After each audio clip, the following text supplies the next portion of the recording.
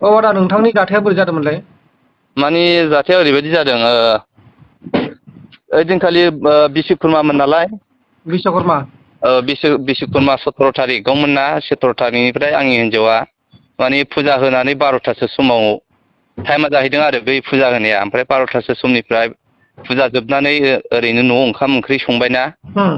संनानै ओमफ्राय बिदिनो गामियाव फुजानि नामै एसे आंबो जौ लोंनो थांदों आरो लेंहरनायखाय औ ओमफ्राय गावखौबो लोंनो लेंहरदोंमोन नों दा थाङोबा थांदो आं लांफाला आंजों थाङोबा उसुबिदा जागोन हिनजावफ्रा आलादा लों होनना बुंदोंमोन आं औ ओमफ्राय मानसिया बिनि सिगांनो मा साननानै दं आंथ' मिथियाना ओमफ्राय लोंनानै 2थासोआव फैदों आरो आं न'आव लोंनानै फेनाय नङा ओरैनो एसे लोंनानै फैबाय आरो आं औ साननैसो ओमफ्राय न'आव फैबा बे दलद थानानै दं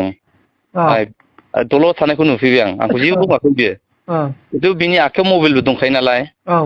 बे मबाइलजोंबा मा रायज्लायदों आंथ' मिथिलाना आं फैनानै मानो दलद थादों लिंनानै आं रायदों माबा मोनसे सोरनोबा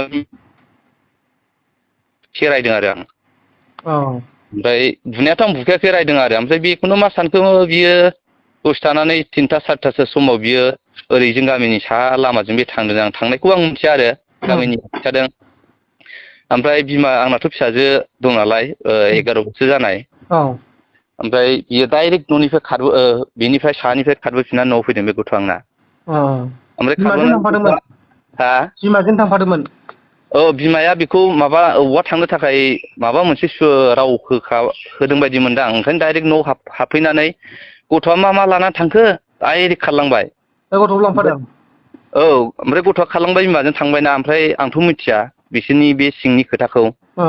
ओमफ्राय बिनिफ्राय दसे थानानै 3थासो समाव आं नागिरबाय हिनजावखौ नागिरबा हिनजावा गैया गामियावबो नागिरजोबबानो गैया हरावबो हरसे नागिरबानो गैया ओमफ्राय हरनि जिखुनु गामियावनो थाखायाखै थानाया बे अबेबा 9:30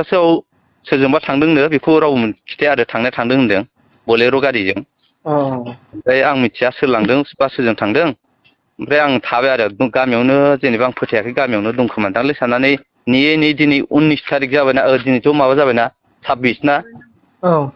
26 ना 27 थारिख दिनै माबा 27 27 दिनैसिम बे 17थानिफ्राय दिनैसिमाव बे आंनि हिनजाव गैया आं बिसिबां न'आव हजोंहाय बिमादैफोरनावबो बिफाफोरनावबो सोंबाय बिसोरबो गैया होनहरो बिखुनजोनाव फन बुबाय गैया होनहरो आंखौसो उल्था रायहरबाय थायो बिसोरो औ बिराद ओमफ्राय रायो आं आदा नोंसिनि गामिया जोंना जाहैबाय ओरै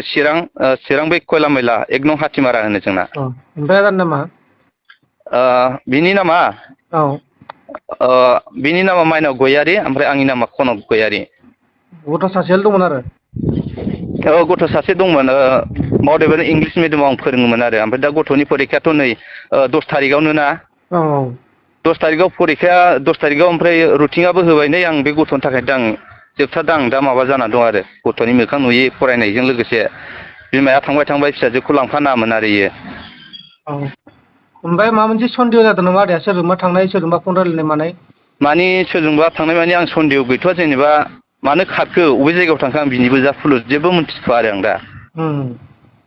दंमोन सन्देह अब्लाबो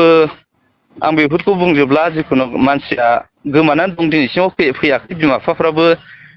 रागा जोंहरो आं फन हरनोनो हाला ओमफ्राय दा आदाया नोंथांनि बिसिखौ नांफिनगौ आरो ना औ आंनो आंनि बिसिखौ नांफिनथारगौ माने गथ'नि फरायनाया बरबाद जागोन आंना बिनि थाखाय आं गथ'खौ नांफिनगौ आरो